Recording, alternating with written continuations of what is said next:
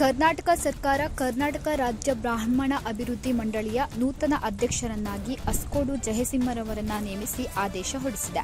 ಜಯಸಿಂಹರವರು ಮೂಲತಃ ದಾವಣಗೆರೆ ಜಿಲ್ಲೆ ಜಗಳೂರಿನ ಅಸಗೋಡಿನವರಾಗಿದ್ದು, ಇವರು ಸುಮಾರು 50 ವರ್ಷದಿಂದ ರಾಜಕೀಯ ಕ್ಷೇತ್ರದಲ್ಲಿದ್ದುಕೊಂಡು ಸಮಾಜ ಸೇವೆಯಲ್ಲಿ ತಮ್ಮನ್ನು ತೊಡಗಿಸಿಕೊಂಡಿದ್ದಾರೆ. ಜೊತೆಗೆ ಅಖಿಲ ಕರ್ನಾಟಕ ಬ್ರಾಹ್ಮಣ ಮಹಾಸಭಾದಲ್ಲೂ ಹಲವಾರು ವರ್ಷಗಳಿಂದ ಉಪಾಧ್ಯಕ್ಷರಾಗಿದ್ದುಕೊಂಡು ನಿರಂತರವಾಗಿ ಬ್ರಾಹ್ಮಣ ಸಮಾಜದ ಸೇವೆಯಲ್ಲಿ ತೊಡಗಿಸಿಕೊಂಡವರು. ಇಂದು ನಿಕಟಪೂರ್ವ ನಿರ್ದೇಶಕರಾದ BS ರಾಘವೇಂದ್ರ ಭಟ್, ರಾಜೇಂದ್ರ ಪ್ರಸಾದ್ ಮತ್ತು ಪುರುಷೋತ್ತಮ್ ರವರು ಜಯಸಿಂಹರವರನ್ನು ಭೇಟಿ ಮಾಡಿ ಅಭಿನಂದಿಸಿದ್ದಾರೆ. ಈ ಸಂದರ್ಭದಲ್ಲಿ ಮಾತನಾಡಿದ ಅಖಿಲ ಕರ್ನಾಟಕ ಬ್ರಾಹ್ಮಣ ಮಹಾಸಭಾದ ಉಪಾಧ್ಯಕ್ಷರಾದ BS ರಾಘವೇಂದ್ರ ಭಟ್, ಜಯಸಿಂಹರವರು ಅಧ್ಯಕ್ಷರಾಗಿ ನೇಮಕಗೊಂಡಿರುವುದು ಹರ್ಷದಾಯಕ ಸಂಗತಿ. ಹಿಂದೆ ಮಂಡಳಿಯಲ್ಲಿದ್ದ ಸಂದೀಪಿನಿ ಶಿಷ್ಯವೇತನ ಇತ್ಯಾದಿ ಯೋಜನೆಗಳು ಹಾಗೆ ಮುಂದುವರಿಸಿ ಸಮಾಜಕ್ಕೆ ಸಹಕರಿಸಬೇಕು. ಅಖಿಲ ಕರ್ನಾಟಕ ಬ್ರಾಹ್ಮಣ ಮಹಾಸಭೆ ನಿಮ್ಮ ಎಲ್ಲಾ ಕಾರ್ಯಗಳಲ್ಲೂ ಜೊತೆಗಿದ್ದು ಸಹಕಾರ ನೀಡುತ್ತದೆ. ನಿಮ್ಮ ಮುಂದಿನ ಎಲ್ಲಾ ಕೆಲಸ ಕಾರ್ಯಗಳು ಸುಗಮವಾಗಲಿ ಸಾಗಲಿ ಎಂದು ಶುಭ ಕೋರಿದರು.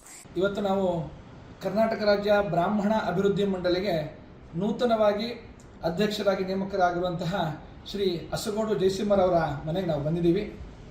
ಕರ್ನಾಟಕ ಸರ್ಕಾರ ನಮ್ಮ ಅಭಿವೃದ್ಧಿ ಮಂಡಳಿಗೆ ಒಳ್ಳೆಯ ಒಬ್ಬ ಅಧ್ಯಕ್ಷರನ್ನ ನೇಮಕ ಮಾಡಿದೆ ಅಂತ ನಾನು ಈ ಸಂದರ್ಭದಲ್ಲಿ ಸಂತೋಷದಿಂದ ಹೇಳ್ತೇನೆ. ಯಾಕೆಂತಂದರೆ ಜಯಸಿಂಹ ಅವರು ಮೂಲತಃ ದಾವಣಗೆರೆ ಜಿಲ್ಲೆಯ ಅಸಗೋಡು, ಅವ್ರ ಊರ ಹೆಸರೇ ಅಸಗೋಡು ಅಂತೇಳಿ, ಜಗಳೂರು ತಾಲೂಕಿನವರು, ಅಸಗೋಡಿನವರು. ಸುಮಾರು 50 ವರ್ಷದಿಂದ ಅವರು ಸಮಾಜ ಸೇವೆಯಲ್ಲಿ ಸರ್ಕಾರದಲ್ಲಿ ಗುರುತಿಸಿಕೊಂಡಿದ್ದಾರೆ.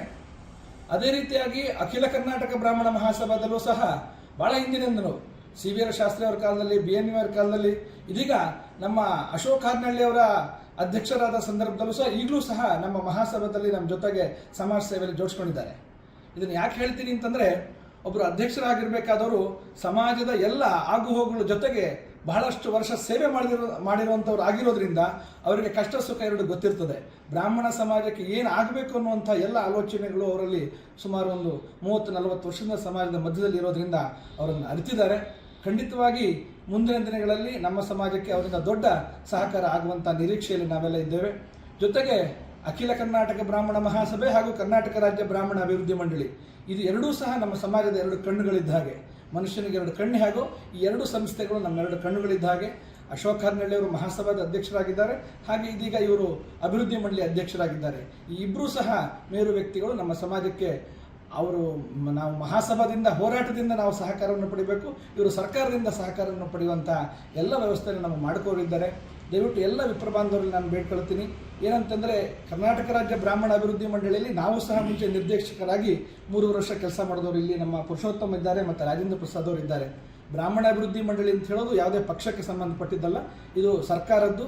ಇದು ಇಡೀ ನಮ್ಮ ವಿಪ್ರ ಸಮುದಾಯದವರು ಇಲ್ಲಿ ಸಿಗುವಂಥ ಎಲ್ಲ ಸವಲತ್ತನ್ನು ನಾವು ಪಡಿಬೇಕು. ಇಡೀ ರಾಜ್ಯದ ಎಲ್ಲ ಜನತೆಯಲ್ಲಿ ನಿರೀಕ್ಷೆ ಬಹಳ ಇದೆ. ಆ ನಿರೀಕ್ಷೆಯನ್ನು ಮುಂದಿನ 5 ವರ್ಷಗಳಲ್ಲಿ ನಮ್ಮ ಜಯಸಿಂಹ ಅವರು ನಮ್ಮ ಸಮಾಜಕ್ಕೆ ಸರ್ಕಾರದಿಂದ ಸವಲತ್ತನ್ನು ತಂದುಕೊಡ್ತಾರೆ. ನಾವು ಹಿಂದಿನ ಅವಧಿಯಲ್ಲಿ ಕರ್ನಾಟಕ ರಾಜ್ಯ ಬ್ರಾಹ್ಮಣ ಅಭಿವೃದ್ಧಿ ಮಂಡಳಿಯಲ್ಲಿ ಸಚ್ಚಿದಾನಂದ ಮೂರ್ತಿ ಅವರು ಅಧ್ಯಕ್ಷರಾಗಿದ್ದರು.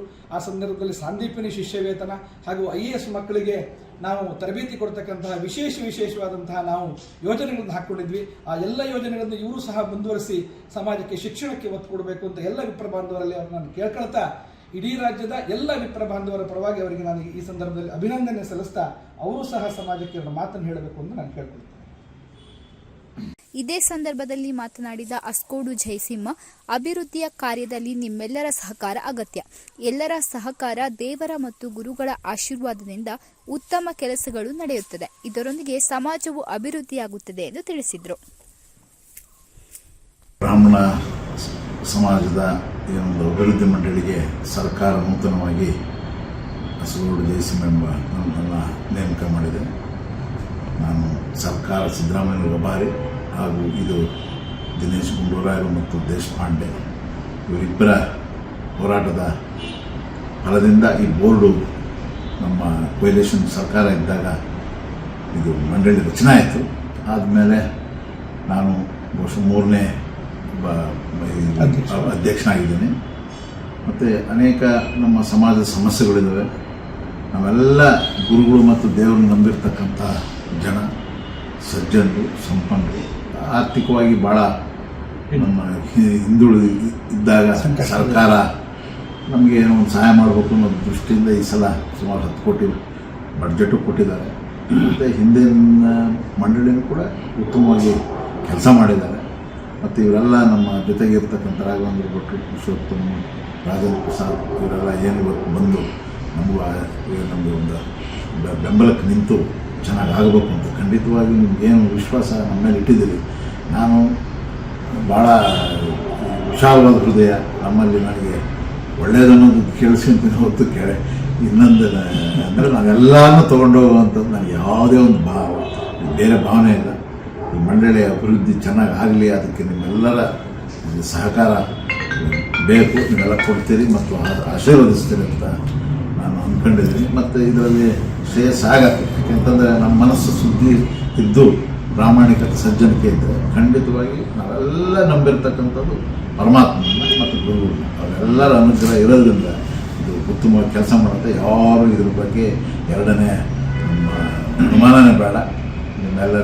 ಎಲ್ಲರಿಗೂ ಶ್ರೇಯಸ್ಸಾಗಲಿ. ಸರ್ಕಾರಕ್ಕೂ ಕೂಡ ನಮ್ಮ ಮಾಡಿದ್ದಾರೆ ಮತ್ತು ಇನ್ನೂ ಹೆಚ್ಚಿನ ಒಂದು ಅನುದಾನಕ್ಕೆ ಅವರಿಗೆ ದೇವರು ಎಲ್ಲ ಭಗವಂತ ಪ್ರೇರಣೆ ಕೊಟ್ಟು ನಮ್ಮ ಬೋರ್ಡಿನ ಒಂದು ಶಕ್ತಿಯುತವಾಗಿ ಮಾಡಿ ಯಾಕಂದರೆ ಬ್ರಾಹ್ಮಣರನ್ನು ನಾವೆಲ್ಲ ಸಮಾಜ ಕಟ್ಟೋದು.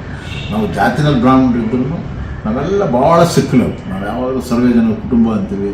ನಮ್ಮ ಆಚಾರ ವಿಚಾರ ಮನೆ ಒಳಗೆ ಮಾಡ್ಕೊಳ್ತೀವಿ, ನಾವೆಂದು ಹೊರಗಡೆ ತೋರಿಸಿಲ್ಲ. ಆದ್ದರಿಂದಲೇ ನಾವು ಇವತ್ತೂ ಕೂಡ ಈ ಸಮಾಜದಲ್ಲಿ ಭಾಳ ಮೇರು ಎತ್ತುತ್ತೆ ಬೆಳೆದು ಇನ್ನೊಬ್ಬ ನಮ್ಮದು ಭಾವನೆನೇ ಸಮಾಜ ಕಟ್ಟುವಂಥದ್ದು. ಆ ನಿಟ್ಟಿನಲ್ಲಿ ನನಗೆ ಆಗಿರೋ ಅವಕಾಶವನ್ನು ಸದುಪಯೋಗ ಪಡಿಸ್ಕೊಡ್ತೀನಿ ಅಂತ ಹೇಳಿ ನಾನು ಎಲ್ಲರಿಗೂ ಭರವಸೆ ಕೊಟ್ಟು ಉದ್ಘಾಟನೆ ಏನು ಅಂತಂದರೆ, ನಮ್ಮ ರಾಜ್ಯದಲ್ಲಿ ಹಳ್ಳಿಗಳಲ್ಲಿ ತುಂಬ ಬಡತನ ಇದೆ. ಒಂದೊತ್ತು ಊಟ ಹಿಡಿಯೋದಕ್ಕೂ ಕೆಲವು ಕಷ್ಟ ಇದೆ ಕೆಲವು ಸಂಸಾರಗಳಲ್ಲಿ. ನೀವು ವಿಶೇಷವಾಗಿ ಅಂಥ ಜನಗಳಿಗೆ ಒಂದು ವಿಶೇಷವಾದ ಯೋಜನೆ ರೂಪಿಸಬೇಕು ಅಂತ ತಮ್ಮಲ್ಲಿ ಕಳಕಳಿ ಮನವಿ. ನಾನು ಸತ್ಯಾನಮೂರ್ತಿಯವರಿದ್ದಾಗ ನಾನು ವಿರಾಸತ್ತು ಕರ್ಕೊಂಡೋಗಿ ಅವ್ರಿಗೊಂದು ಆನರ್ ಮಾಡಿ ಒಂದು ಹಸು ಕೊಡಬೇಕು ಒಂದು ಫ್ರೀಯಾಗಿ ಅಂತ ಒಂದು ಯೋಜನೆ ಮಾಡಿದೆ. ಅದು ಕೇಳ್ಕೊಂಡಾಗ ಅದು ಮಾಡಿದ್ರು. ಅಂದರೆ ಗೌರ್ಮೆಂಟ್ ಏನು ಮಾಡಿದ್ರು, ಕೆಲವು ನಿಬಂಧನೆಗಳಿತ್ತು. ಅದಕ್ಕೆ ಕೊಟ್ಟಿಗೆ ಇರಬೇಕು, ಇಷ್ಟು ಇರಬೇಕು, ಅದೆಲ್ಲ ನಿಬಂಧನೆ ಇತ್ತು. ಆಮೇಲೆ ಒಂದು ಹಸು ಸುಮಾರು 35-40 ಸಾವಿರ ರೂಪಾಯಿದು ಒಂದು ಹಸು ಕೊಡಿಸ್ಬೋದಾಗಿತ್ತು. ಅದಕ್ಕೆ ಅವರು 25% ಗೌರ್ಮೆಂಟಿಂದ 75% ಲೋನು ಅಂತ ಹೇಳ್ತಾರೆ. ಖಂಡಿತ ಲೋನ್ ಕಟ್ಟೋಕ್ಕೂ ಸಾಧ್ಯ ಆಗಲ್ಲ. ಉದ್ದೇಶ ಏನು ಅಂತಂದರೆ ಅವ್ರ ಸಂಸಾರ ಒಂದು ಸಾಗಲಿ, ಬಂದಿರೋ ಹಾಲು ಮಾಡಿಬಿಟ್ಟು ಸಂಸಾರ ಸಾಗಲಿ ಅನ್ನೋ ಉದ್ದೇಶ. ಅದಕ್ಕೋಸ್ಕರ ನೀವು ಆ ಯೋಜನೆಯನ್ನು ಪುನರ್ ಪರಿಶೀಲನೆ ಮಾಡಿ ಫ್ರೀಯಾಗಿ ಉಚಿತವಾಗಿ ಒಂದು ಕುಟುಂಬಕ್ಕೆ ಒಂದು ಯಾರು ನಿರ್ಗತಿಕರಿದ್ದಾರೆ EWS ಸರ್ಟಿಫಿಕೇಟ್ ತೊಗೊಳ್ಳಿ, ಎಲ್ಲ ತೊಗೊಳ್ಳಿ, ಅದು ಕರೆಕ್ಟಾಗಿ ಮಾನದಂಡೆಯನ್ನು ರೂಪಿಸ್ಬಿಟ್ಟು ಯಾರು ಬಡವರಿದ್ದಾರೆ ಅವ್ರಿಗೆ ಒಂದು ಉಚಿತವಾಗಿ ಒಂದು ಹಸು ಕೊಡೋದಕ್ಕೆ ನೀವು ಕಾರ್ಯಕ್ರಮ ರೂಪಿಸಬೇಕು ಅಂತ ತಮ್ಮಲ್ಲಿ ಕಳಕಳಿ.